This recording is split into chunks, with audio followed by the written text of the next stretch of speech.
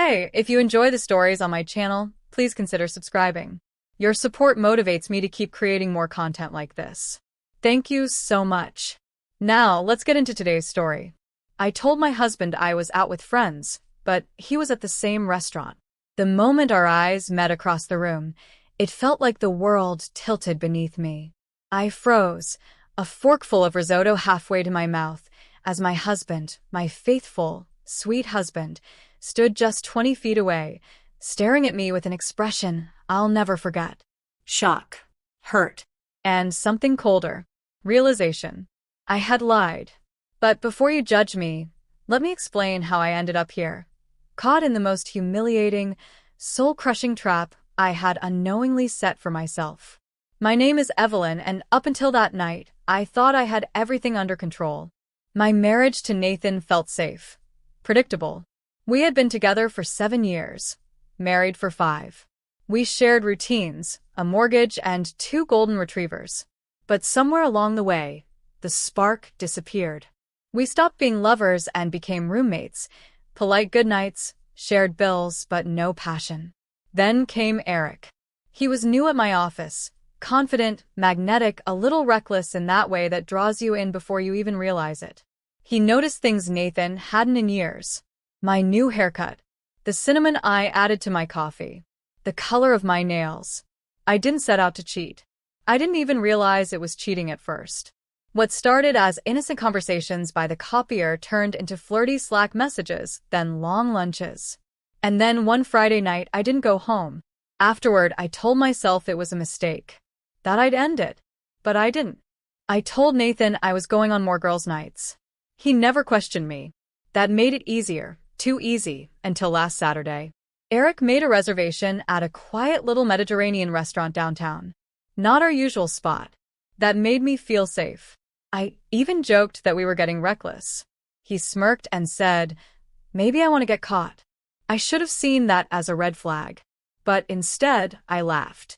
I told Nathan I was going to Claire's, my best friend, my alibi. She'd covered for me before. But this time, she was out of town. I lied anyway. Texted him. "We're doing a spa night.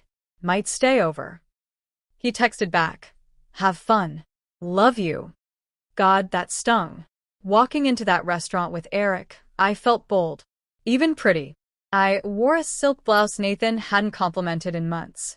I felt like a woman again, not just a wife. We were seated near the back, cozy, hidden. Or so I thought. About an hour in, right after appetizers, I heard a laugh that made my stomach twist. It was Nathan's. I'd recognize that laugh anywhere. I turned slowly, my body already betraying me. And there he was, standing beside the hostess, glancing around the room. I ducked. Eric whispered, "What's wrong?" "My husband," I choked. "He's here." Eric blinked. "Are you serious?" "Get up," I hissed. "We have to go." Too late. I don't know what gave me away. Maybe it was the panic on my face. Maybe fate just decided it was time. Because as I stood and reached for my purse, Nathan's eyes found mine. And everything stopped. He didn't yell, didn't storm over. He just stared. And I watched his expression shift, confusion, then understanding, then devastation. Like a candle flickering out, the light vanished from his eyes. "I'm so sorry," I whispered. He turned and walked away. I ran after him. Eric was forgotten. I didn't even grab my coat. "Nathan," I called, pushing through the crowd. He was already at the door. Outside, the cold air slapped me. I found him by his car, jaw clenched, breath clouding in the night. "Please," I begged. "Let me explain." He didn't look at me. "Explain what? That you're not with Claire? That you're screwing your coworker while I'm out buying groceries and walking our dogs?" I flinched. It wasn't supposed to be like this. He turned to me, and in his eyes, betrayal. "How long?" I hesitated. That was my first mistake.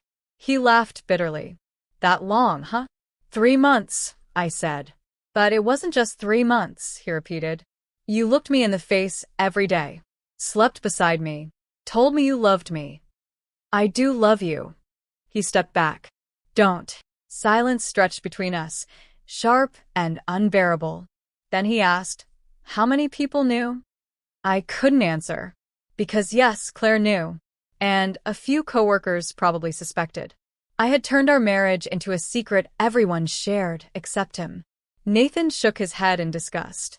"You made me a joke." I cried then. Harder than I ever had. "I didn't mean to hurt you. I was just lost." "We were lost." "So, instead of talking to me, you lied? I thought you didn't care anymore." He looked at me for a long time. "You know what's funny? I came here tonight to surprise you. I was going to pick up takeout from your favorite place, swing by Claire's, drop it off. I wanted to show you I still cared." I covered my mouth, sobbing. "Oh my God." "Yeah," he said quietly. "Guess I was the only one still trying." He got into his car. I stepped forward. "Nathan, please don't go." But the door shut, and just like that, he was gone. I stood there on the sidewalk, shaking as strangers passed, throwing curious glances my way. I didn't care.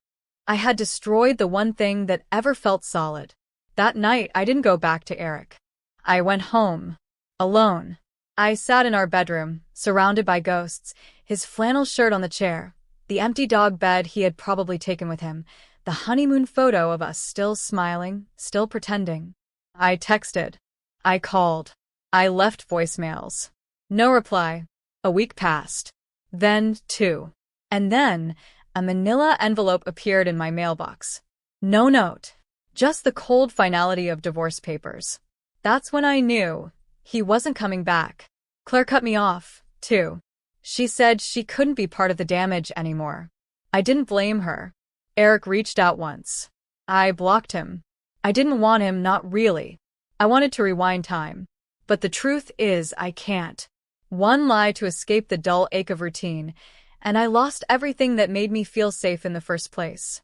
Now, I sit here signing papers I never thought I'd see, mourning a man who loved me enough to forgive boredom, but not betrayal. And I still see his face when I close my eyes, that moment in the restaurant, the exact second he realized who I really was.